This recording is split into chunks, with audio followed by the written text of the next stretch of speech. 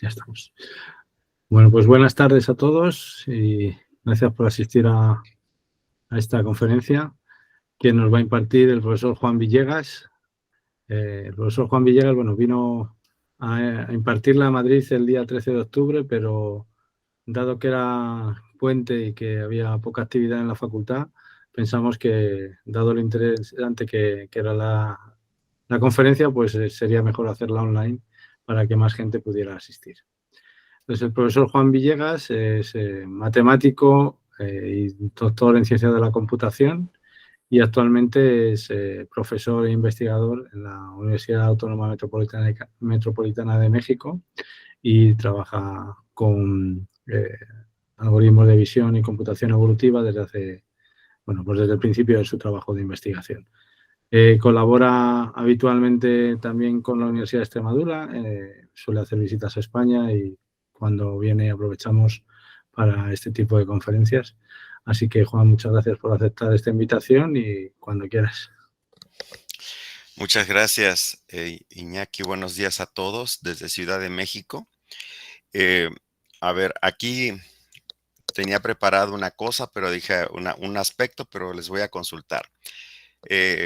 Ahora que estuve en España y que pude volverles a visitar, preparé esta plática en general de visión evolutiva, perspectivas de investigación de frontera como una agenda general de los trabajos de investigación que he venido realizando en los últimos años y para que ustedes pues, puedan visualizar en qué líneas estoy trabajando. Pero por otro lado, tengo el más reciente trabajo que hemos presentado en colaboración con la Universidad de Extremadura, con quien hemos venido trabajando ya desde hace varios años. Yo fui primero como en estancia de investigación cuando era estudiante de doctorado y pues hemos continuado la colaboración. Entonces tengo este último trabajo con el detalle fino, que es como, bueno, con más detalle, como lo van a poder visualizar en el artículo que ya acaba de salir publicado esta semana. Y pues bueno, no sé, si darles la perspectiva general, que fue lo que di cuando estuve ahí con ustedes, repetirlo, o dar más detalles de platicarles de este último trabajo. Pero bueno, no sé. Bueno, yo creo que hombre, la visión general que diste, estuvimos pocos, pero yo creo que puede ser interesante para los estudiantes de doctorado y luego un poco más al detalle del trabajo ¿no? Simplemente acorta un poquito la parte un poco más general y nos Pues cuentas un vale. poco. Sí, ahora sí que Te has ofrecido, pues, los dos.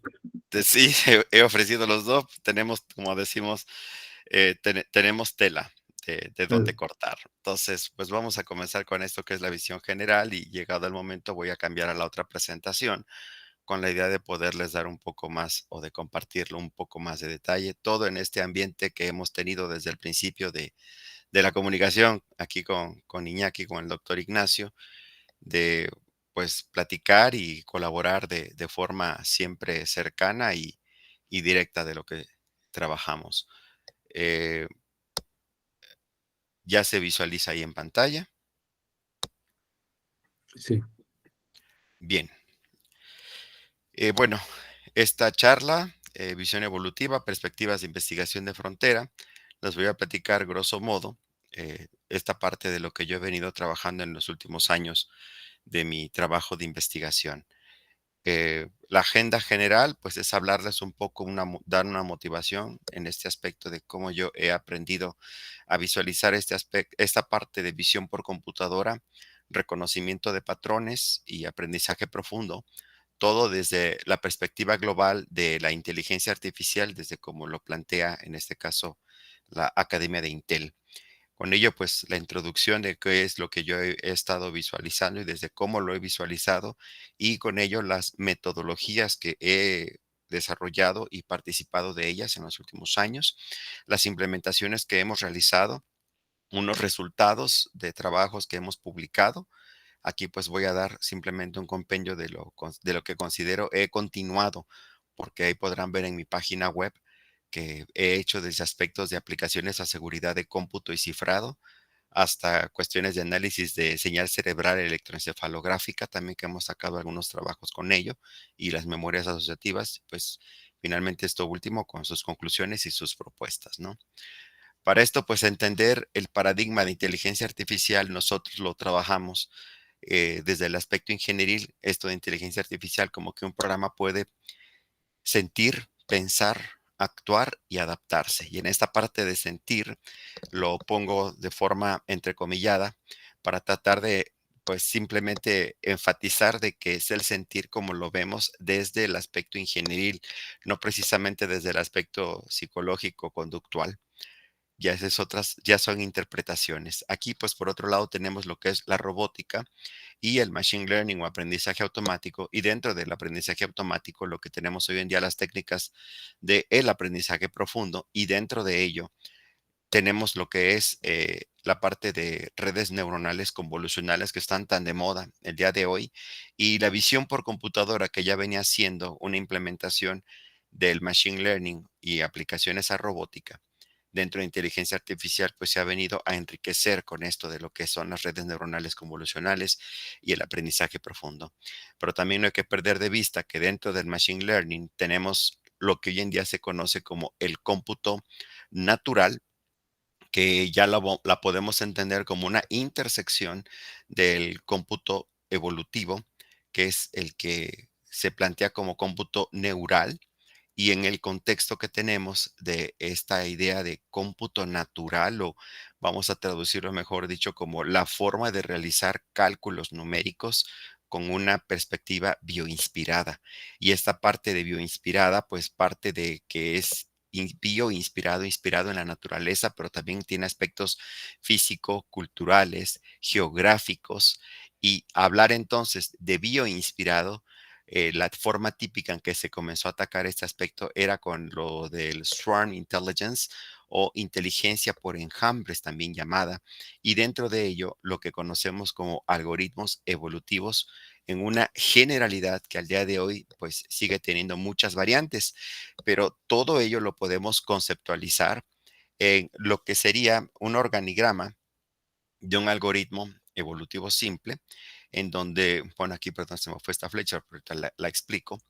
eh, Parte de la idea de la evolución natural que propuso Darwin, nos asomamos hacia lo que Darwin propuso y se hace una implementación de forma algorítmica en donde yo planteo una población, en donde una población es un individuo como un programa que tiende a ser una solución a un problema que típicamente se plantea como un problema de optimización. Es decir, hallar un máximo, hallar un mínimo sujeto a unas restricciones, y es así que se aplica un criterio de determinación, que puede ser que se alcance un error mínimo o un ajuste máximo en un determinado número de ejecuciones. Si se alcanza una que se cumpla el criterio de máximo o mínimo, pues damos una solución partiendo a que se ajustan las condiciones para el problema que quiero solucionar. Caso contrario, hago una variación de la población inicial con dos operaciones básicas que son la cruza y la mutación, y a partir de ello, con esta nueva población, la vuelvo a evaluar y así estoy. Dando ciclos. Esto es el aspecto entonces dos extremos que no hay que perder de vista, que la evolución artificial es una mera aproximación desde lo que alcanzamos a visualizar, que nos reportan las personas expertas que estudian la biología, la medicina, las, vamos a llamarlo así, materias o temas de estudio que tienen que ver con observación de cuestiones biológicas o vivas, como también las entendemos. Cuando ellos cambian su perspectiva o descubren desde el lado natural una nueva forma que descubren que se comportan los organismos de determinada población o especie, pues volvemos a mirar estos reportes y es que ajustamos esta perspectiva. Por otro lado, cuando hablamos de visión por computadora, análisis de imagen, y entonces entra el cómputo evolutivo o evolutionary computing de S, que es como lo encontramos en la literatura, o computer vision de CV. Por un lado, entendemos esto como analizar las imágenes como una tarea muy importante en visión por computadora, que ¿qué es lo que buscamos? Pues principalmente extraer y analizar y entender el contenido visual como nosotros como seres vivos lo entendemos.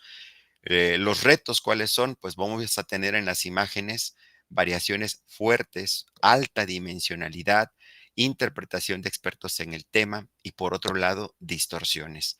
Hablar de variaciones fuertes, pues tiene que ver que no voy a tener solamente el objeto de estudio en la imagen. Esto es algo que en mi mente yo aíslo. De ahí que tenemos el concepto de imagen de catálogo. En la imagen de catálogo tengo solamente un fondo blanco y la imagen aislada, pero pues esto no es así en la realidad. La alta dimensionalidad parte de la cantidad de frecuencias, de valores que puede tener el píxel como unidad básica de la imagen. Escala de grises, pues tenemos una sola matriz en el enfoque, pero a color 3 RGB, perdón, pero tenemos ya las imágenes multidimensionales, en donde son imágenes de varias frecuencias, las llamadas cámaras hiperespectrales, imágenes satelitales, etcétera. Con ello, bueno, hablar aplicaciones del cómputo evolutivo para analizar estas imágenes entran desde diferentes perspectivas: atacar la detección de bordes, la clasificación de las imágenes, la detección de los objetos, y esto nos lleva a tener como fruto un mejor entendimiento de la evolución, de la visión, perdón, pero utilizando estos aspectos que llamamos como visión por computadora evolutiva o evolutionary computer vision.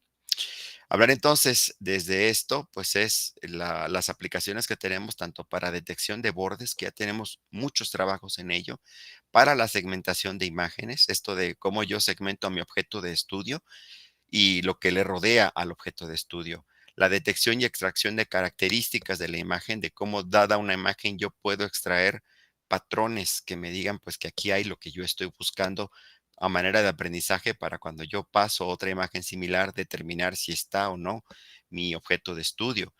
Pero también tengo lo que se aplica para la clasificación de imágenes y para la detección de los objetos.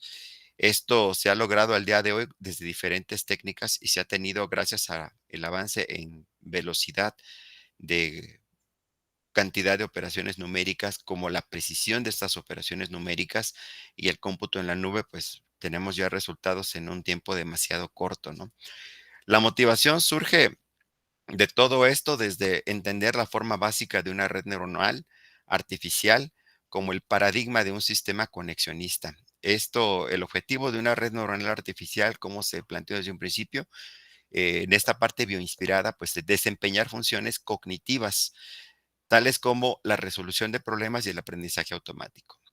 Warren McCulloch y Walter Pitts de la Universidad de Illinois y de Chicago plantearon en 1943 las bases teóricas, pero va a ser hasta 1954 en que se tiene la ejecución del primer modelo simple de una red neuronal artificial por parte de Belmont Farley del MIT.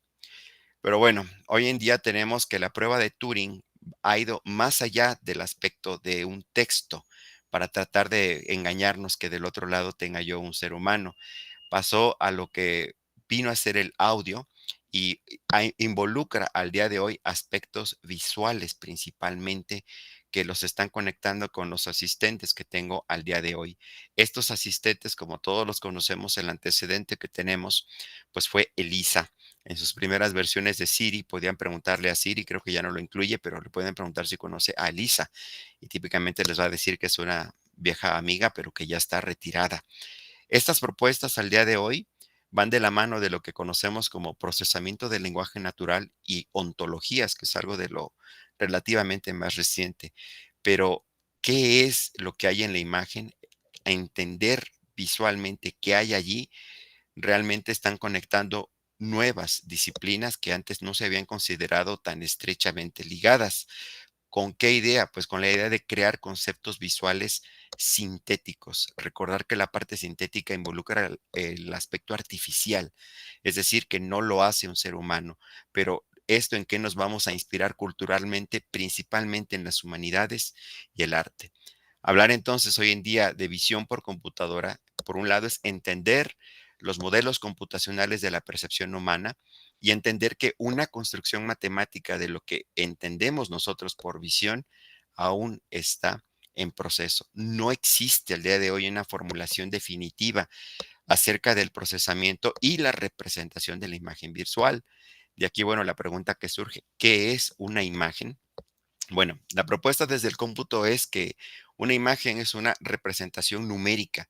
Esta puede ser binaria en escala de grises y en color, pero por otro lado hay que recordar que el paradigma parte del picture element o píxel, que es la unidad más pequeña de una imagen con una luminiscencia y colores específicos. En esto, pues hablar de interpretar qué puede contener una imagen desde lo que yo como ser humano puedo visualizar, tenemos lo que es la teoría del efecto Kuleshov aplicado a lo que es el aprendizaje automático, que es entender el concepto de expresión visual y el fenómeno psicológico que va ligado a ello.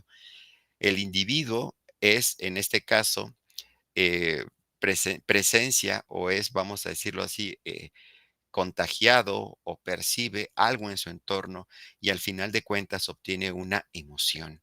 Entender que es una emoción, la idea básica es a partir de lo que vemos en la expresión facial, pero los seres humanos somos más que una expresión facial para determinar una emoción. Eso es lo que nos dicen los humanistas. Y desde por supuesto, desde la psiquiatría, el aspecto fisiológico también se tiene otra perspectiva. Pero bueno, ¿qué contiene una imagen? De entrada hablamos de información visual y aquí hablamos de los medios en donde obtenemos esta información visual, que puede ser con y sin sonido, fotografías, fotogramas de movimientos, video, artes gráficas, apoyos visuales, modelos, pantallas, servicios de representación visual, etcétera. Entonces, la percepción de la información visual pues incluye, por un lado, aspectos fisiológicos, desde pues cómo miras, si necesitas una graduación visual, el campo visual, cómo tú lo tienes, y cada uno de ustedes les invito a que se haga este tipo de pruebas con optometristas calificados para que se den cuenta que no todos vemos en la misma amplitud, ni en horizontal, ni en vertical, por ejemplo, y la profundidad en la que vemos ya cuando nos lo cuantifican, sí es asombrosa, ¿no? De ahí, bueno, la detección de la información visual, la cuantificación de esta capacidad visual y entonces ya entramos a lo que son los modelos geométricos de visión humana y la respuesta humana a lo que son los estímulos visuales. Y aquí simplemente como punta del iceberg tenemos por entender los dos órganos principales que usamos para la detección de este mundo que nos está rodeando. Por un lado, lo que sería el oído y entender que lo que yo escucho no es más que variaciones de lo que son frecuencias de presión en el aire que me rodean y esto excita el oído interno, me genera finalmente, como estamos viendo aquí en estas partes de Deutsche Welle, pues excitación de lo que son unos filamentos adentro de mi oído interno y esto manda una señal eléctrica al cerebro. Pero en el ojo, lo que tengo al fondo del ojo en mi retina, lo que son los conos y bastones, cuando llega la incidencia de la luz, similar a esos filamentos, mandan con ahora unas variaciones electromagnéticas, una señal al cerebro de qué entonces es lo que estoy yo viendo o lo que estoy escuchando. Pues no es más que variaciones eléctricas que están llegando a mi cerebro. Desde ahí, pues entender la presión atmosférica o la frecuencia electromagnética de qué es lo que puedo yo ver, pues me hace entender que visión y percepción, partiendo únicamente de la visión, se puede considerar esto como una función que de forma tan sencilla, a la función la puedo ver como un par ordenado XY y una función a partir de la posición de este par ordenado que de forma clásica pertenece a R3 y este par ordenado, estos pares son un subconjunto de un universo que es lo que yo voy a poder estar captando. R3 es al menos visualizar la forma básica de la imagen en una sola capa, con un espacio de esa coordenada XY y al menos un valor, ya sea binario 0 o 1, en escala de grises o ya yéndonos a lo que son diferentes frecuencias o también llamados espacios de colores. Pero por otro lado, ¿qué es un patrón? La idea básica de un patrón, como lo enseñamos en los cursos de inteligencia artificial aquí en la universidad, típicamente pues un patrón que es el conjunto de características que te definen a tu objeto de estudio. De ahí que la idea quimera que trabajamos siempre, pues cuál es enfocarnos en un vector, es decir, características numéricas y estas características numéricas poderlas acotar para desde allí determinar un máximo, un mínimo y posibles variaciones. Pero la realidad va más allá. En la realidad yo tengo un espacio de mi problema y lo que voy a terminar haciendo como el espacio visual o auditivo del cual hace rato hablé, me voy a acotar a un espacio de posibilidades que me interesa acotar y desde ese espacio de posibilidades yo estaré intentando acotar un espacio de soluciones. Esta es la premisa con la cual partimos desde donde queramos enfocar el aprendizaje automático o aprendizaje de computadora y por otro lado, lo que es el patrón y dónde habita este patrón, si es numérico, que no siempre va a ser numérico, voy a tener características que pueden ser alfanuméricas, lógicas, pero siempre voy a querer aterrizarlas. Solamente para dar un avance y luego regresar acá, cuando hablo de redes neuronales artificiales y ya nos topamos con la aplicación de múltiples filtros, como ya se venía haciendo desde hace más de 20 años con los filtros o kernels de Sobel, etcétera, para tratar a una imagen de extraer un solo tipo de características, pues en el cómputo convolucional es aplicar múltiples capas de estas características, buscando reducir una imagen de entrada, principalmente como algo masivo de datos, a una reducción con base a un kernel, a una convolución que lo que buscará es darme una interpretación. Es la idea que está detrás, pero de mejor forma lo explica Intel con esta imagen que me gusta mucho, que cuál es la diferencia para recordar entre una cosa y la otra. En el Machine Learning clásico, yo determino a mano cuáles son las características para conformar mi patrón para determinar a mi objeto de estudio.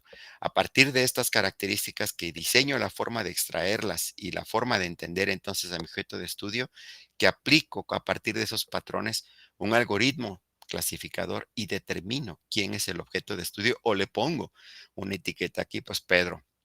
Y en la parte del deep learning, pues yo no hago esta determinación de características por mi parte, sino que propago toda la imagen, por supuesto que con una limitante numérica que tengo, que ahorita el máximo que trabajan sigue siendo 256 por 256, se aplica en una primera capa una extracción masiva de estas características y se conecta con una capa clásica de clasificación para finalmente decir es Pedro.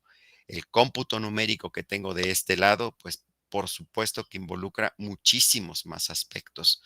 Pero bueno, con ello entendemos mejor este proceso de una red neuronal convolucional, como que pues la imagen que tienes la tienes que romper en cada canal y a partir de cada canal tú tienes que barrer la imagen buscando hacer primero una extracción de características con operación básica de convolución, algo que se llama pooling, que va a involucrarte en este caso qué vas a estar obteniendo de estas ventanas. Vas a estar aplicando reducciones dependiendo del tipo de reducción que apliques, con estas múltiples formas de extraer las características para finalmente pasar a una clasificación.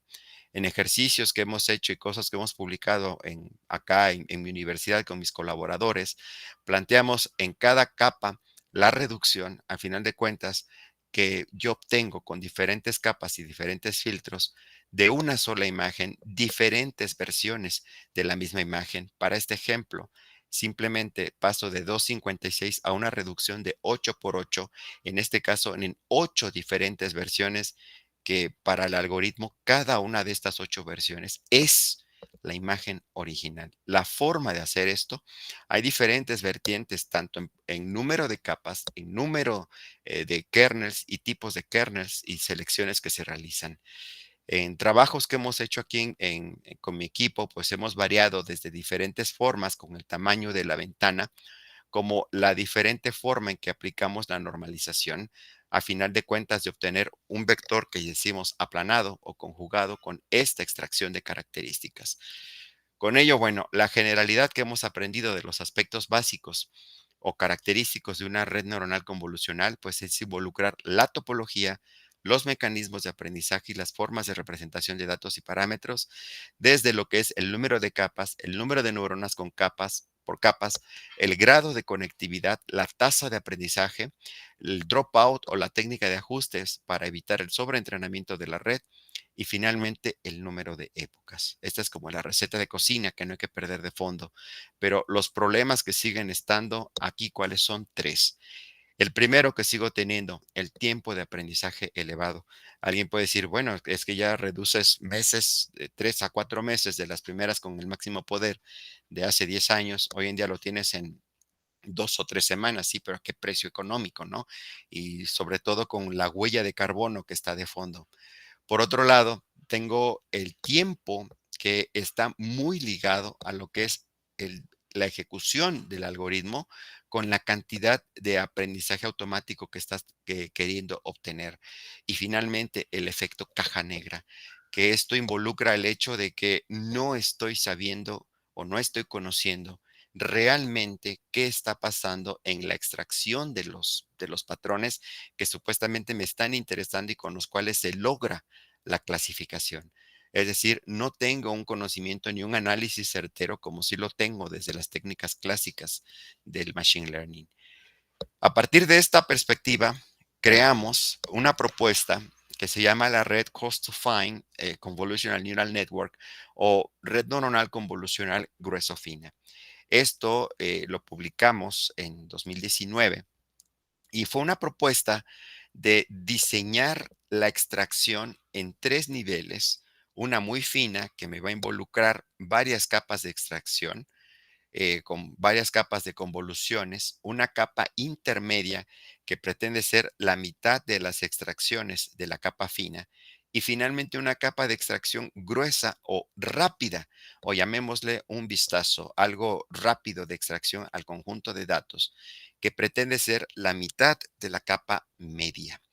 Al final de cuentas, tengo un vector extraído en paralelo con estos 3 niveles de procesamiento al conjunto de datos y paso finalmente a lo que es la etapa de clasificación. Pues bien, la propuesta que tuvimos después de realizar este trabajo y que reportamos muy buenos resultados, pues fue la idea de paralelizar esto, pero buscando optimizar esta topología de red.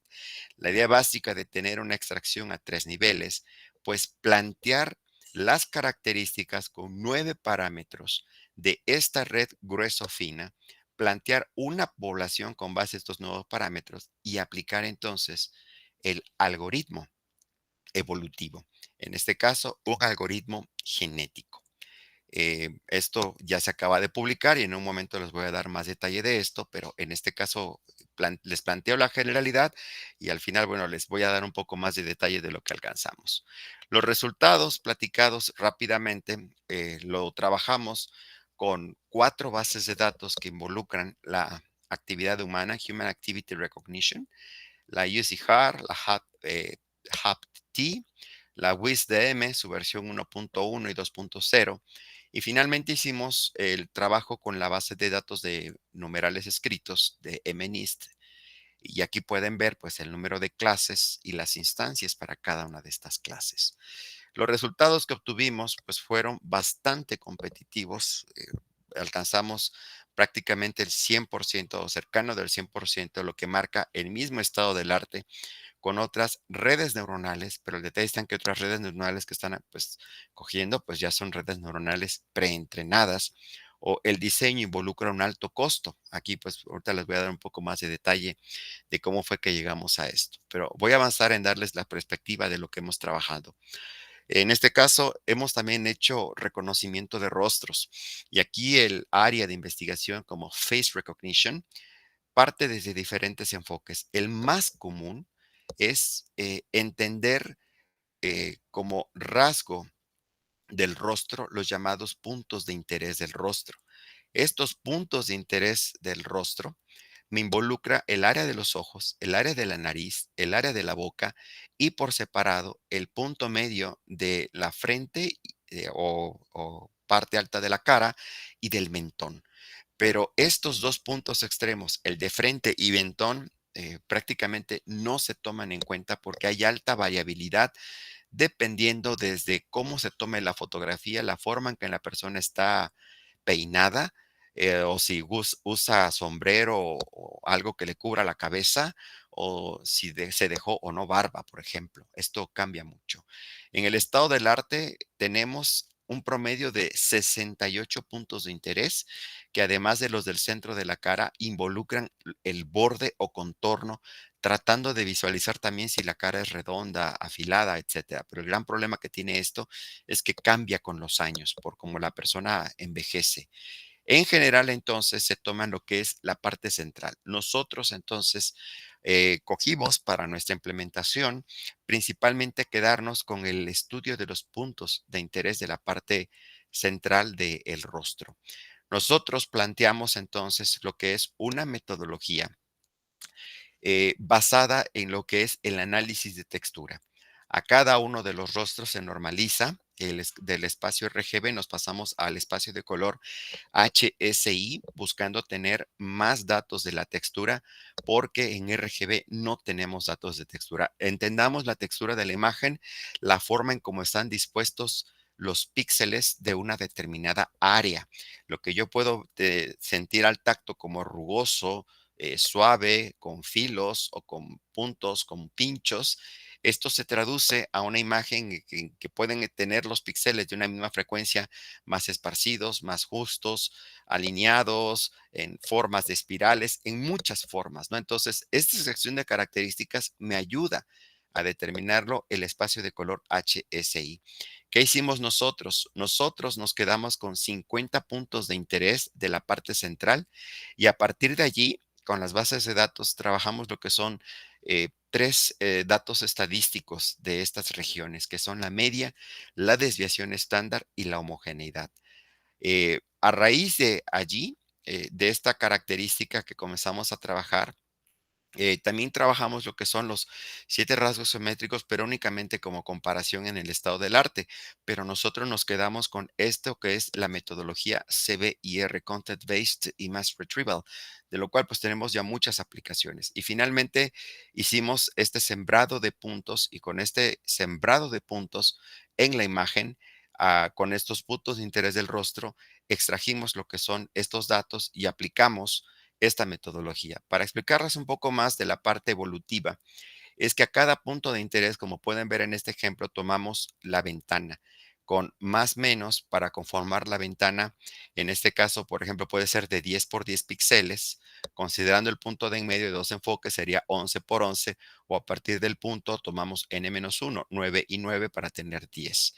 En este caso, cada punto de interés, los puntos de toda la parte general, si lo tomamos o no lo tomamos en cuenta en el genoma, pues 0 no lo tomamos en cuenta. 1 sí se toma en cuenta. Y del que sí se toma en cuenta se extraen las características. Y bueno, si es en color pasado a HSI, pues extraemos estas tres características. Y si es en escala de grises, pues procedemos a hacer la misma metodología y aplicamos en este caso la clasificación por distancias y finalmente con un KNN obtenemos la clasificación final. Las bases de datos con las cuales trabajamos en este artículo, que es muy citado, aquí están desde la Yale BioID, Mocked AR y la XGLB. Aquí tienen los tamaños de las imágenes, el tipo o el formato de la imagen, si está en color o en escala de grises, la cantidad de clases, entiéndase personas, 15, 23, 276, 126 o 10, y el número de las imágenes correspondientes. Les presento los resultados de esta metodología. Logramos en una primera etapa reducciones de 10 puntos de interés del rostro, 11 puntos de interés del rostro, con reconocimiento al 100% en todas las bases de datos. Aquí están los ejemplos de los individuos ganadores para estos datos y qué puntos de interés se toman en cuenta. Rápidamente les presento cómo se da la generación de cuánta cantidad de puntos de interés con base a qué cantidad de generaciones, de evoluciones en mi evolutivo y cómo se va alcanzando rápidamente lo que es el fitness del reconocimiento al 100%. Aquí les presento los resultados con 10 puntos de interés para cada una de estas bases de datos con las imágenes resultantes. Pero finalmente aquí lo que logramos ver es la diversidad de soluciones y de cómo se cumple la premisa de que en el algoritmo evolutivo no encontramos la solución, sino encontramos una solución. Entonces, para que me digas que funciona, pues no es que hagas una sola ejecución, tienes que hacer muchas ejecuciones y darte cuenta que funciona en el promedio. Bueno, pero lo interesante de ese trabajo y lo premiado fue que de el total de 54 puntos de interés tomados para las bases de datos en general, encontramos una solución con tan solo 7 puntos de interés del rostro, que es el individuo que les presento en pantalla, con la posición del rostro considerar. Y aquí, pues, por supuesto que se cumple la premisa que ya habíamos conocido de que esto por la cultura de Medio Oriente, que ellos toman principalmente, dado por esto del velo y la burka y esto, la parte de los ojos para determinar a una persona, quién es la persona. Aquí están los ejemplos de cómo se aplicó este individuo y cómo se obtuvo el 100% de recuperación para cada una de estas bases de datos. Y bueno, estas aplicaciones nos las hemos llevado a lo que es ya utilizando librerías precompiladas, que en este caso OpenCV, nos las hemos llevado aquí y en este caso para aplicaciones rápidas y sencillas, que la forma general pues es esta. Detectamos el rostro, aplicamos la detección de los puntos de interés, jugamos con identificarlos y ver entonces cuáles están tomando. Y en una pequeña implementación que desarrollamos para dispositivos Android, lo utilizamos por un lado entrenando, pues visualizando las imágenes, tanto leyendo la imagen como puesta en una pantalla. Y aquí finalmente les presentamos pues cómo se comporta la agrupación y clasificación en este caso para la de Yale, que son solamente 13 individuos, pero lo interesante con la de AR, que ya son 83 individuos, y pues la recuperación que obtenemos al 100%, y aquí pues desde cómo trabaja la, la implementación. Otro aspecto que hemos utilizado también de lo que es esto de visión, pues ha sido a maderas, y esta es una línea que seguimos trabajando en México, que pues es la clasificación de maderas por corte. Solamente los especialistas, dado una madera, un tronco de madera ya cortado, pues les pueden decir qué tipo de árbol es, que si es cedro, que si es, eh, como vaya, roble, hay muchas formas, ¿no? Pino, pero el gran problema que tenemos en México es que la madera es un aspecto, lo trafican, vaya, como si fuera droga, lo mueven hacia mercados principalmente del norte, más al norte de América. Digo, allá creo que no cortan sus maderas tan fácilmente, pero aquí pues los mueven en estos mercados. Y la detención de las camiones que llevan estas maderas, no siempre ellos muestran un certificado legal que dicen que supuestamente es una madera que está permitida cortar. El agente que los detiene no tiene conocimiento, generalmente son policías o gente que no tiene conocimiento de maderas. Y aquí la tentativa o lo que nos inspiró es que con una fotografía podamos determinar para el agente qué tipo de madera es. Pero bueno, la metodología es la CBIR que les acabo de comentar, que hemos aplicado en rostros. Eh, Dada la textura, se siembran puntos. Tras el sembrado de puntos, extraemos características estadísticas de media varianza y homogeneidad. Lo normalizamos, aplicamos un autoclusterizado vía K-means, después un KNN, obtenemos una matriz indexada y realizamos la clasificación. En el aspecto idealizado, con fotografías como las que les presenté, que hemos ido determinando la base de datos para maderas mexicanas, y pues ahí les invito si quieren hacer algo en una colaboración local con maderas de ahí de España, de alguna región para el cuidado de los bosques, pues les comento, la precisión que obtenemos es del 100%. Ahorita en lo que estamos trabajando es porque los camiones que transportan este tipo de maderas no van de día, típicamente transportan de noche para evitar que se vea bien. Entonces, lo que estamos ahorita con el reto es ante imágenes que estén altamente contaminadas, sobre todo con muy poca iluminación y con un dispositivo móvil común y corriente, un Android de bajo costo, que es el que tienen la mayoría de los policías, eh, pueda realizarse esta clasificación. Y bueno, con ello, el paradigma de identificar y clasificar imágenes, desde lo que es CBIR, típicamente tendemos a tipificar la región y a partir de la región obtenemos las llamadas texturas. La metodología fundamental entonces es que dada la imagen se acondiciona, se extraen características y se aplica un algoritmo de clasificación. Y así lo vinimos haciendo varios años. Pero bueno, en una tesis doctoral, que por ahí visitamos al doctor Iñaki en el 2017, con un alumno que tenía de doctorado, en ese momento ahora el doctor César, propuse yo la idea de causalidad aplicada a entender una imagen. La idea de causalidad pues tiene su idea fundamental o surge con el pensamiento de Aristóteles como el origen de las causas, ¿no? Si existe algo es porque algo lo precedió, ¿no? Si la ventana está rota es porque alguien le tiró una piedra, ¿no? Cosas así. Se da luego el enfoque moderno con Hume, Kant y Bertrand Russell, pero ya tenemos posteriormente el enfoque matemático estadístico con Austin Butterworth y Norbert Wiener, pero será hasta el aspecto económico con Cliff Granger que se acuña el término de causalidad de Wiener-Granger.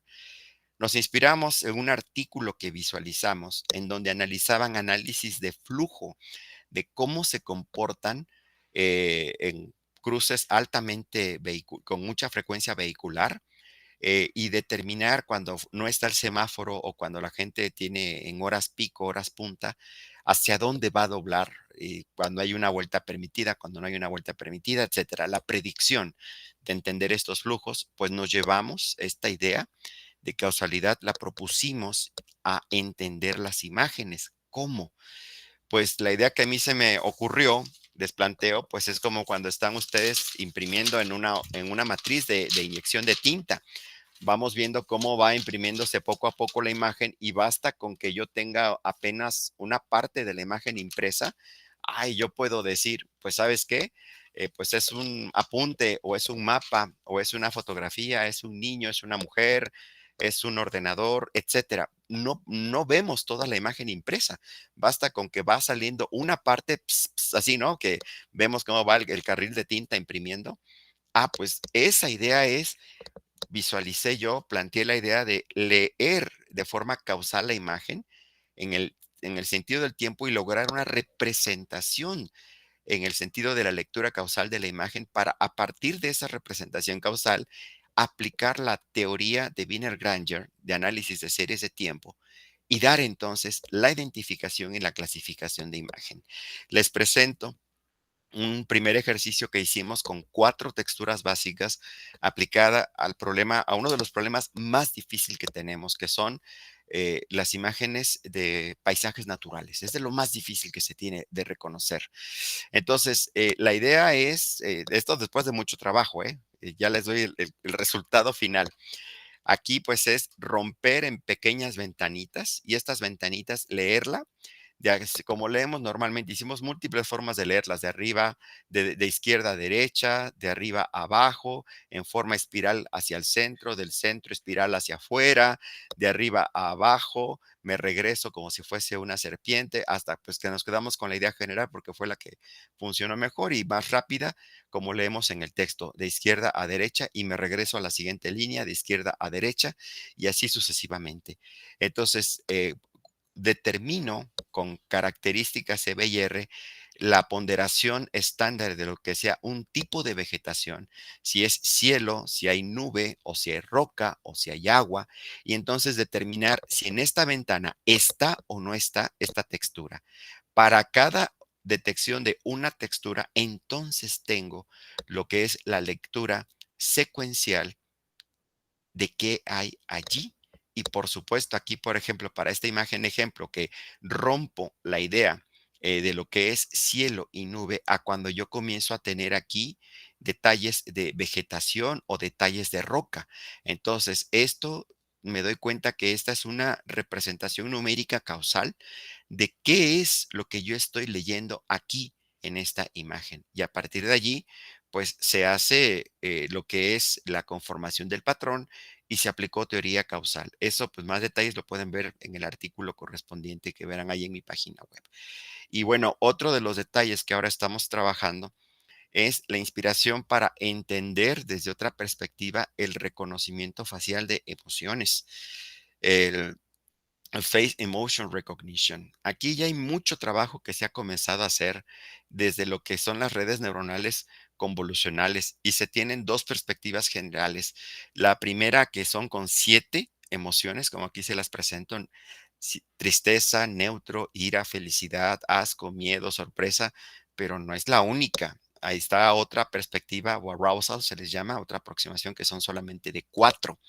Ya ni digamos la perspectiva extrema, que es si está triste o está alegre, ¿no? Como el teatro, la carita de si está triste o si está alegre, que son los dos extremos desde el teatro. Pues bueno, aquí no es reconocer un rostro, es reconocer una emoción. De vuelta, es como reconocer imágenes. El ser humano, el ojo, en realidad somos capaces de percibir millones de colores, pero nos vamos a quedar con una paleta de 256 según una discretización de 8 bits. Y eso no sirve, curiosamente. Sirve, pero no es la realidad, es una discretización. Pues similar es lo que se está trabajando aquí en FAIR y van a encontrar muchos trabajos. Miren, la idea generalizada del FAIR es, pues dada la imagen de entrada, un enfoque es que analizan los puntos de interés, los detectan y hacen un análisis. A partir de esos análisis extraen características y aplican clasificación desde diferentes teorías de clasificadores. Pero en las redes neuronales convolucionales, como las están aplicando, es con esta idea de, bueno, que la red extraiga las características por nosotros y se haga una clasificación. Al final de cuentas, con un optimizador, pero volvemos a lo mismo. Entonces, si yo quiero aprender qué es el patrón de una emoción, pues me sigues dejando en blanco. Ahora, la idea que nosotros estamos comenzando a trabajar es la implementación de este aspecto de la red neuronal convolucional evolucionada, como lo tenemos hecho al día de hoy, y que ahorita les doy un poco más de detalles, con la idea de poder hacer una clasificación. Planteamos al principio la aproximación de 7, pero ahorita con el alumno que tengo dos alumnos que lo están atacando desde diferente perspectiva. Es vámonos por las básicas, en este caso, que son las 4 del arousal más breve, ¿no?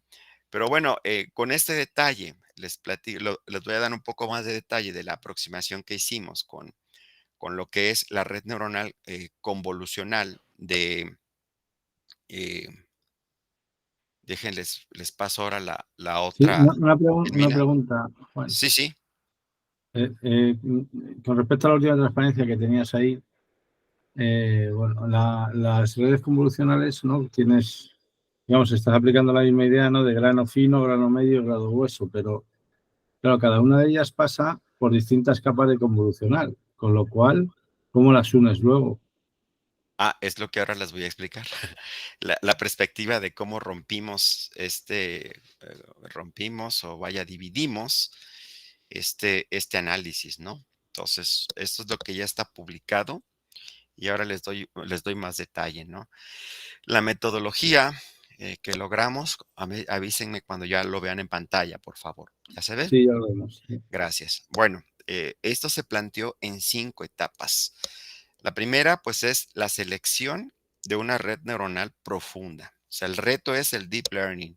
¿Cómo plantear este reto? Pues comenzamos con una red que nosotros dominamos y que hemos trabajado y que está reportada, la Cost to Find, CNN, que la abreviamos como CFCNN. A partir de ahí, pues esta red, como ya se las presenté previamente, pues fue esta red implementarla, ver cómo funciona en su forma tradicional, pero entonces proceder a optimizarla. Y para optimizarla, aquí les presento, en este caso, los valores y los parámetros del individuo en un algoritmo genético, fue cómo construimos el genoma desde considerar el número de épocas, el batch size, el dropout, la función de activación, el loss function, el filter numbers, el filter dimension, tanto en renglones como en columnas, la dimensión de max pooling, tanto en renglones como en columnas, el max pooling subsampling y el optimizador que dejamos allí. Con ello, pues ya fue que planteamos un algoritmo genético y pues aquí lo primero que surgió fue el reto de la parte secuencial, que pues sí llevó casi 30 días la parte secuencial en los primeros intentos que tuvimos, y ahorita les voy a presentar más detalle de esto, pero aquí el reto entonces fue tanto para hacer varias pruebas y darnos cuenta de cómo funciona mejor al hacer muchas pruebas, el entrenamiento y las pruebas con esta red neuronal optimizada nos demandó el llevar a cabo estrategias de paralelización y obviamente la paralelización en los algoritmos genéticos, buscando identificar pues los aspectos de independencia que se tiene en cada uno de ellos, ¿no? Con esto, pues la idea de la evolución de la red fue probarla con los mismos datasets, con los mismos que ya les presenté hace rato, hace un momento, con estas bases de datos para tener la comparativa primero de la red en su forma clásica, así como fue reportada, y luego en la forma evolucionada. Y en esto de la forma evolucionada, pues el diagrama como tal cual se los presenté en este momento, que aquí lo ambicioso es que al modificar todos estos parámetros, pues voy teniendo una red neuronal grueso fino diferente, porque se está cambiando todo este ente. Entonces, si aquí yo tengo simplemente 5 individuos, Perdona, Juan, yo he perdido el sonido. a ver, ¿Lo demás ah, oís? ¿me escuchan ahí? Hola, Yo sí hola. que estoy oyendo, sí. ¿Sí me escuchan? Yo Ah, sí. Ah, sí, sí, yo sí he perdido el escucha, sonido, Yo Rodrigo. también lo entonces escucho nada, bien. continuar. Continúa, Juan, intenta arreglarlo yo. Ah, vale. Sí, Perdón. sí me están escuchando los demás. Sí, ya dicen que sí se escucha. Sí, sí, sí se escucha, sí. Vale, gracias. Igual, gracias, Enrique. Ya vi por ahí varias personas. Pueden ir también poniendo en la caja de chat si tienen alguna pregunta para que no se les olvide, ¿vale? Entiendo que estoy entre amigos, ¿eh? Con el doctor Iñaki, pues cualquier duda que tengan y con la colaboración que tenemos, pues adelante, ¿no? De hace años es una amistad ya. Bueno, entonces, aquí volviendo al tema. El problema que tenemos es que al modificar estos parámetros en el tamaño que se determine de la población, pues vamos a tener, si son 10 individuos, 10 redes grueso fino. O sea, sí es un monstruo numérico esto, no está tan sencillo realizarlo. Bueno, entonces la codificación del individuo en su forma más fina que aquí les presento, pues aquí les presento, ¿no? Para el gen 1, 2, 3, 4 hasta el 9 y el intervalo de valores que se tomó para cada uno. Y a continuación, pues bueno, dado este individuo que ya me representa la construcción de toda una red grueso fino con estas características, pues determinamos un fitness. ¿El fitness cuál va a ser? Vamos a tomar el porcentaje de recuperación. Y este porcentaje de recuperación lo ponderamos con base a los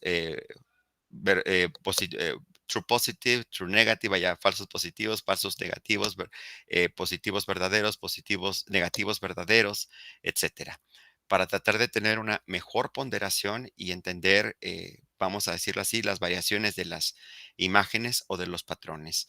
Y la estrategia que consideramos para la paralelización, pues aquí el gran detalle que tuvimos es cómo representar el divide y vencerás. Aquí pues le doy el honor, la idea principal que nos vino a colaborar aquí fue el doctor Paco Vega, de ahí de la Universidad de Extremadura. Él nos planteó el divide y vencerás más allá de romper los ciclos for o visualizar ciclos aislados con lo que es la técnica de islas.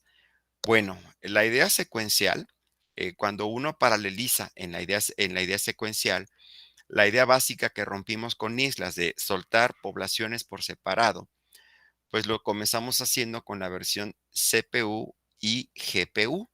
Aquí en la implementación desarrollamos, bueno, aquí fue la colaboración de la doctora Graciela Román y el doctor Salomón Cordero, junto con el estudiante de maestría, Yafte, que está aquí, que bueno, ya no continuó en el doctorado, concluyó en la pandemia y ya no quiso el doctorado, tuvo necesidad de meterse a trabajar y ahora está trabajando muy fuerte por ahí en BBVA México. Pero se planteó primero la cuestión de las islas a nivel CPU-GPU y entonces nos llevamos ya a la versión multi-CPU. En este caso de multi-CPU ya se considera la idea de un nodo maestro y 6 nodos esclavos, de tal manera que cada evolución de cada individuo que se toma, su ejecución de todo el individuo se desarrolla en cada uno de los nodos esclavos y el hilo central de la ejecución desde el nodo maestro. Aquí se utilizó la implementación en Cluster usando Python y la interfase de paso de mensaje. Y la tercera abstracción que se consideró con este modelo de islas fue la implementación híbrida de CPU con GPU para acelerar más el tiempo de ejecución, obtener un mejor speed up. En este caso, pues trabajamos igual cada uno de los nodos con esta filosofía, con esta implementación de CPU, GPU y la comunicación hacia el nodo central. Los experimentos y los resultados que obtuvimos, ¿sí? Aquí tenemos los datos obtenidos para las versiones secuenciales y paralelas. En secuencial y en paralelo, la generalidad de, 15 generaciones, 60 individuos por población, 10% del elitismo, es decir, de cada evolución, de cada ciclo, nos quedamos con los 10 mejores o más aptos individuos, 60% de la nueva población elegida por medio de la operación de cruza, 30% la mutamos y el factor de mutación que usamos fue del 0.1. Digo, esto es algo muy concreto que ya les comparto por si alguno de ustedes que esté trabajando estas líneas, pues te reporto, esto es lo que nos funcionó, ¿va? Que llegamos ahí. Aquí finalmente pues les pasamos las versiones, el tiempo de ejecución ya optimizado que tuvimos para la parte secuencial y aquí las 3 columnas siguientes, la implementación ya las técnicas paralelizadas. Entonces, aquí podemos ver, por ejemplo, para las imágenes en MNIST de 35.3 el tiempo en horas, se logró una optimización en multi-CPU, GPU de 10.26 horas en el clúster. Y el fitness, en este caso, para MNIST, se preservó. Pero para el caso de la base de datos de UCHAR, de 99.4, a partir del multi-CPU ya se alcanzó el 100% del fitness. Y obviamente, pues en la tercera abstracción de paralelización, pues se redujo. Digo, ya hablar de 4.10 a 3.45, pues ya estamos hablando de una reducción para este caso. Les presento cuáles fueron los parámetros optimizados por el algoritmo evolutivo basado en algoritmo genético.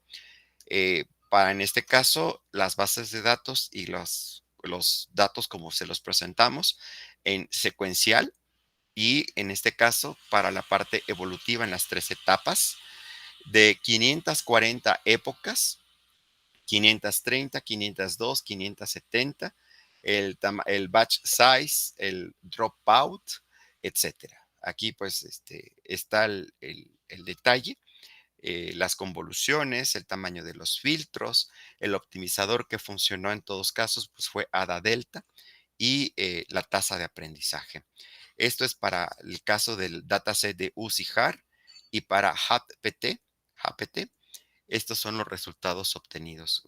Más detalles, pues bueno, de las otras tablas están ahí en el artículo, pero aquí lo interesante, pues pasado a gráficas, la comparación que tenemos de las versiones ya en las tres abstracciones de paralelización que obtuvimos, tanto para CPU, GPU, como en la tercera capa ya de hibridación, podemos darnos cuenta aquí en el color amarillo que pues obtenemos el mejor resultado y por supuesto el fitness alcanzado pues fue el mejor, además de tener una reducción, un tiempo óptimo en la ejecución. Vaya, un tiempo todavía factible y pues les hablamos de que no tenemos el mejor hardware aquí en mi universidad, ¿verdad?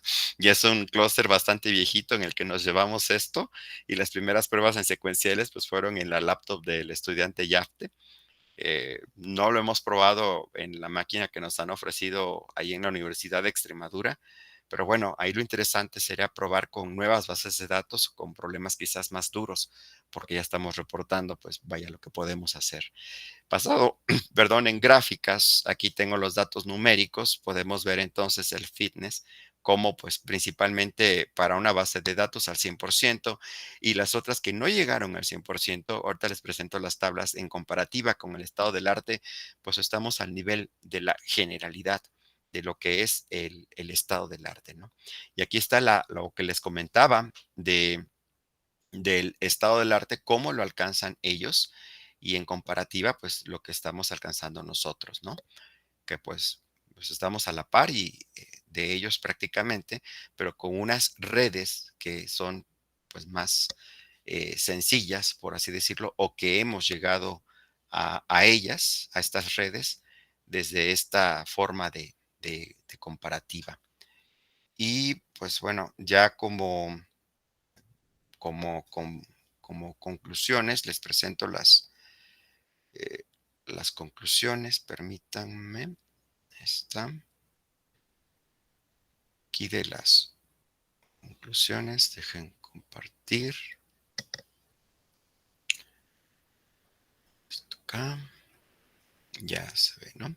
Entonces, en general, de esto que les he venido a compartir aquí con mucho gusto, ha sido un honor estar con ustedes de la Complutense, pues presentarles esta perspectiva de que yo he venido trabajando con mi equipo, con mi gente, ¿no? Los algoritmos de cómputo evolutivo se enfocan en resolver problemas o retos particulares dentro de todo el amplio mundo del machine learning, del aprendizaje automático. Según las últimas investigaciones en cómputo cognitivo y ciencias cognitivas en general, es necesario que las computadoras adquieran nuevos desarrollos, nuevos paradigmas de comprensión de imágenes, o lo que también ya se acuñó el término de image understanding. Esto de, bueno, en comprensión de la imagen, dependiendo quién, tú y yo, si somos de ingeniería, vamos a comprender una cosa, pero si tú le preguntas la misma imagen a un filósofo, a un médico, a un biólogo, alguien que haga espeleología, qué sé yo, dependiendo su contexto, pues tendrá una comprensión de la imagen. El aprendizaje automático está aún en proceso de redefinición en cómo entonces las máquinas aprenden. Y hay que considerar que al igual de la reducción dramática, la discretización dramática que tenemos de al menos el ojo y el oído humano con 8 bits o 16 bits o 32 bits o 24 bits en audio digital, los paradigmas que estamos tomando de aprendizajes son meramente conductuales básicos.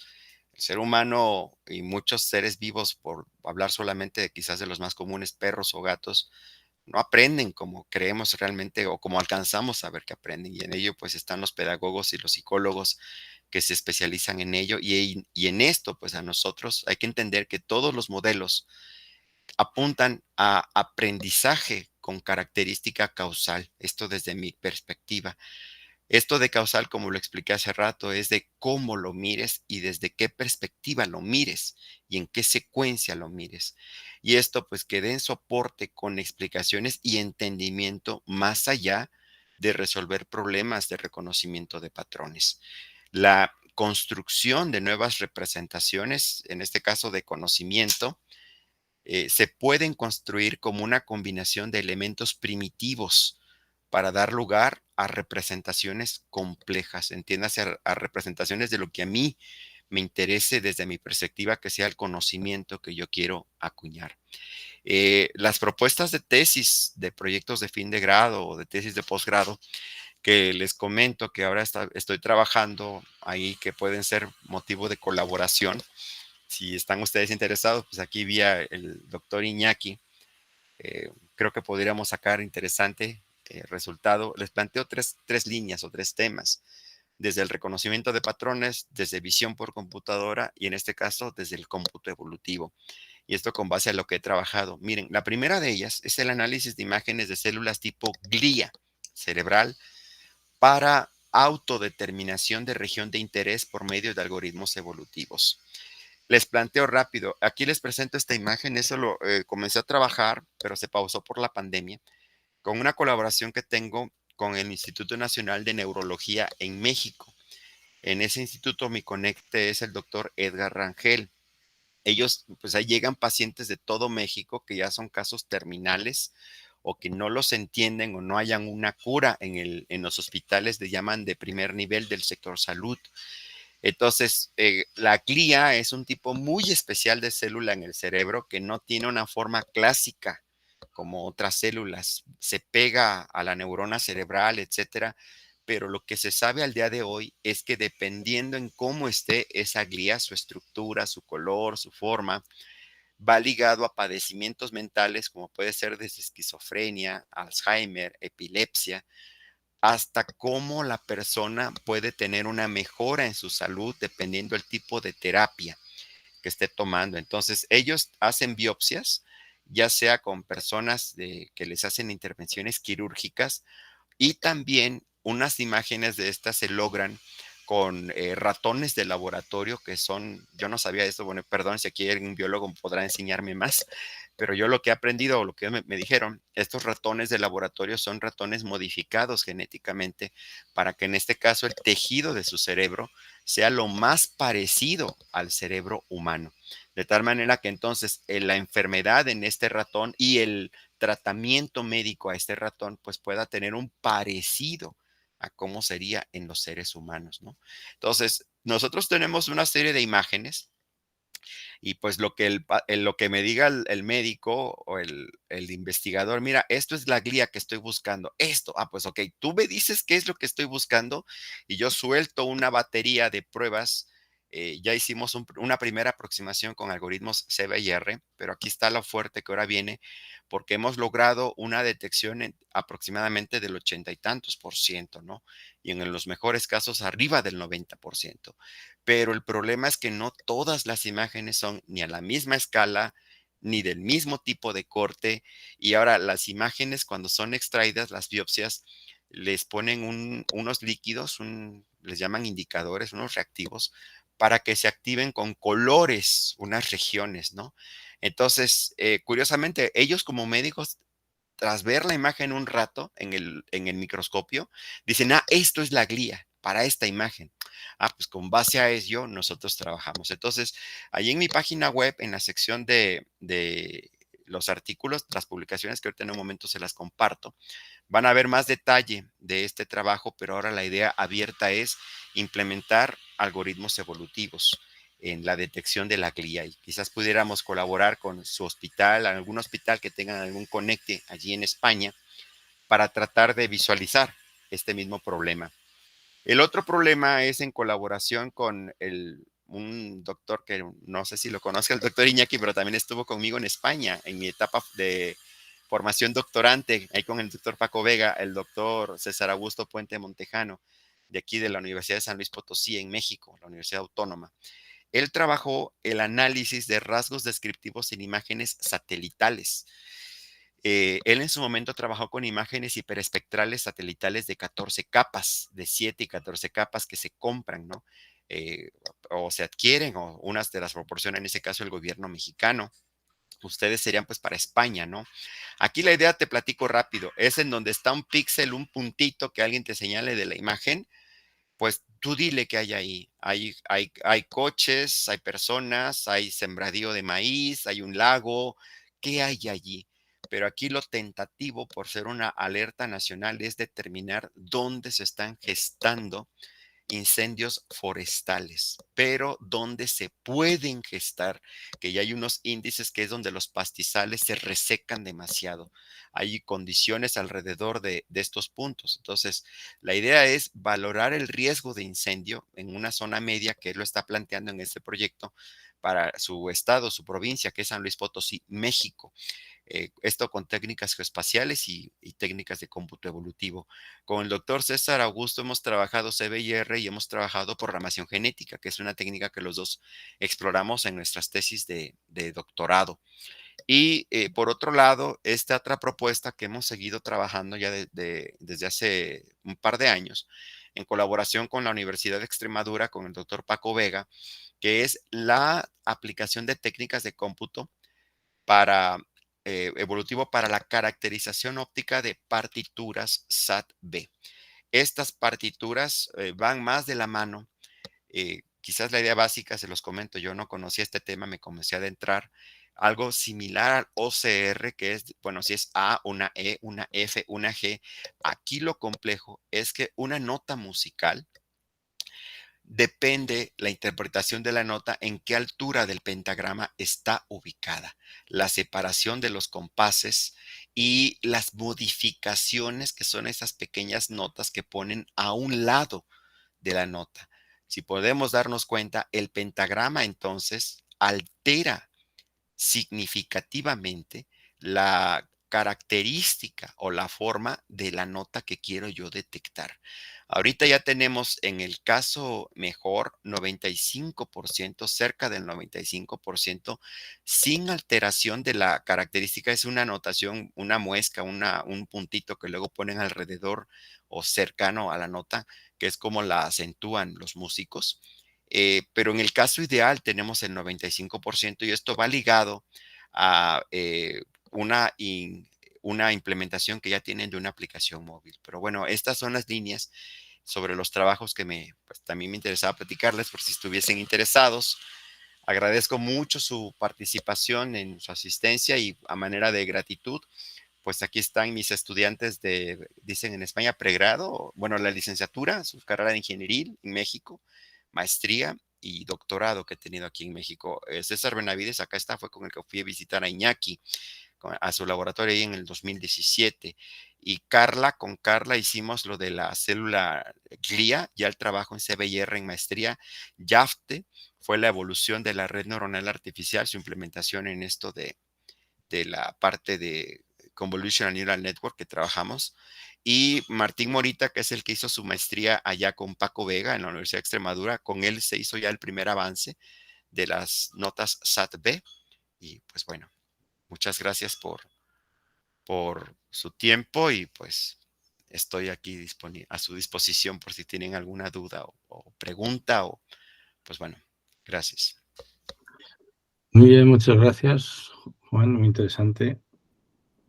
¿Hay alguna pregunta entre el público? A través del chat o levantado directamente podéis formularla.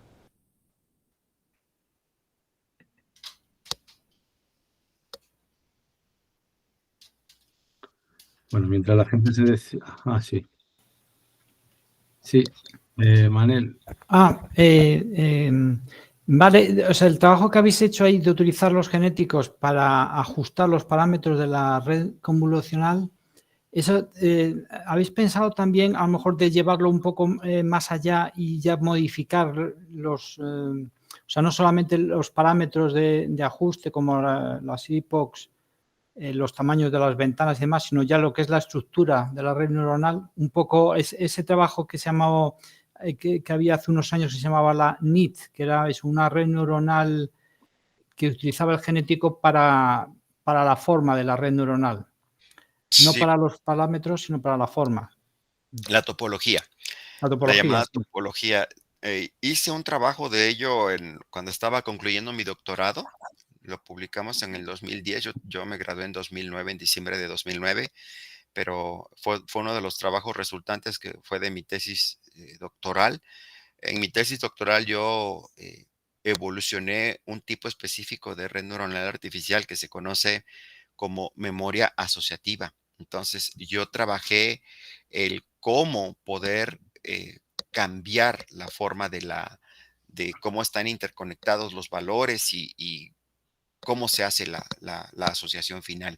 Eso es la manipulación de la topología. Sí, hemos pensado, eso sería irnos a una capa siguiente de abstracción y en esa capa siguiente de abstracción, de entrada se antoja la parte de programación genética, pero por otro lado se antoja también la parte de fuzzy logic, lógica difusa.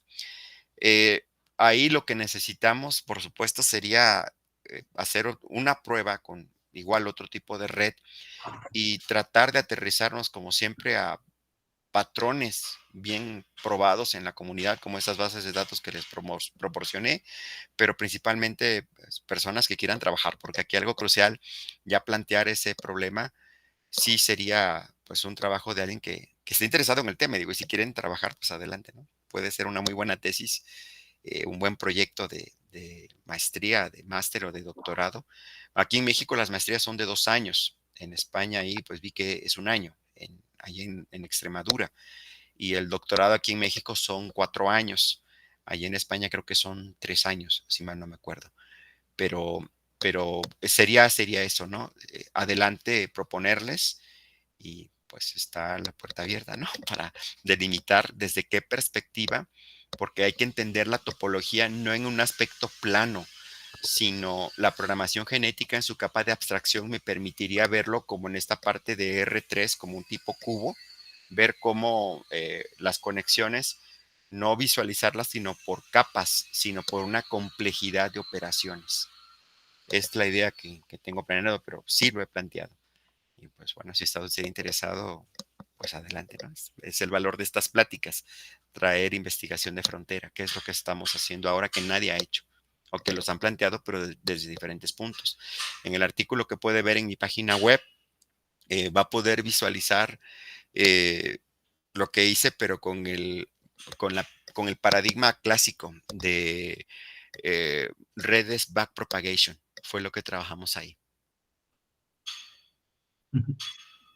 Yo tengo otra pregunta, Juan. En el algoritmo genético que nos has presentado, los resultados, utilizas 15 generaciones y 60 individuos. Entonces, esto es habitual, este número, porque en términos en los que utilizamos nosotros, es un número muy reducido, o sea, porque en realidad son 900 evaluaciones las que estás haciendo. Y dependiendo del tamaño del espacio de búsqueda, pueden ser pocas, ¿no? Me ha resultado curioso que converjan hacia una buena solución. Sí, ojo, está convergiendo, pero para el paradigma de esta red Coarse to Fine, el cómo se hace en esta extracción a 3 capas.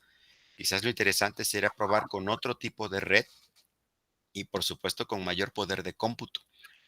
Aquí concluimos estas pruebas y las terminamos aterrizando ya en plena pandemia, ya con el cierre de la universidad y tratando de conectarnos de forma remota porque no podíamos entrar. Se cerró todo por acá. Pero por supuesto que da para explorar, pero cambiando parámetros, dando más holgura. La perspectiva del algoritmo de islas lo permite, por supuesto, pero aquí el detalle es si necesitamos más poder de cómputo y necesitamos también pues que una persona se meta al problema con la idea, considero, de que pueda dedicarle tiempo y análisis, ¿no? Como equipo de trabajo. Aquí les presento mi página web. La pueden encontrar en Google directamente, como simplemente me buscan Juan Villegas Cortés como Aguam y soy como el tercero o cuarto que aparece ahí. La tengo en Google Sites. Este es el artículo que les comenté que ya está publicado, el que les acabo de compartir ahora. Sí, ahí está ya publicado. Curiosamente, no me deja bajarlo desde México, pero tengo la copia que me mandó el editor. Aquí tengo los otros trabajos que los invito a que le echen pues, una mirada para pues, tratar de entender qué es lo que he trabajado, por si les interesa alguna de estas líneas. Y por mencionar el que comenté hace un momento, que fue de cuando yo terminé, en este caso, mi grado, los trabajos que tuve de memorias asociativas, de generación de imágenes tridimensionales a partir de una sola, cómo agoté por allí ese trabajo, pero aquí está la publicación en 2012. Esta es, ¿no? Automatic Design of Artificial Neural Networks and Associative Memories for Pattern Classification and Pattern Restoration. Este es el trabajo, lo pueden descargar y quizás visualizar la perspectiva desde donde nosotros planteamos este rompimiento de esta imagen, ¿no? De la topología de las redes neuronales, lo que hicimos en ese momento. Y en este otro trabajo también de Evolutionary Computation Applied to the Automatic Design of Artificial Neural Networks and Associated Memories, aquí la parte ya de el cómputo, lo que trabajamos en esa época. Pero curiosamente, el salto que yo di en mi colaboración de mejorar esta perspectiva, digo, doy el honor, el trabajo que ya tuve cuando comencé a trabajar con la doctora Graciela Román, porque con ella comenzamos a trabajar toda esta idea de High Performance Computing, de cómo se hace el divide y vencerás. Y que fue también en colaboración que lo hicimos con la Universidad de Extremadura, ahí sí ya trabajamos una máquina, una lámina que tienen allá ellos para hacer unas comparativas, aplicando Hadoop. Y bueno, ahí van a poder ver más detalles, pero bueno, les invito a que puedan ustedes revisar quizás aquí los temas de lo que yo he trabajado y pues bueno, creo que espero que les pueda ser de ayuda o no sé, que puedan tener inspiración o ideas de poder trabajar de forma conjunta o de comparar, ¿por qué no? Muy bien. ¿Hay más preguntas? De acuerdo, pues nada, gracias a todos por asistir y por supuesto a Juan por tan interesante charla y nada, esperamos verte pronto por aquí. Estoy planeando ir para junio por allá, a ver si se puede. Muy bien. Estar de Muy bien. estancia de un mes con Paco en Extremadura, pero pues, si se hace, pues ya te aviso para igual visitar, ¿no? Y ver lo que se puede trabajar en conjunto a sus órdenes. Muy bien, igualmente. Bueno, pues nada, gracias a todos. Y la asistencia para los alumnos de doctorado se queda almacenada automáticamente y ya paso yo luego la lista al decanato. Gracias a todos. Un abrazo, Juan. Un abrazo. Chao. Bueno, un saludo. Adiós. Adiós. Para la grabación.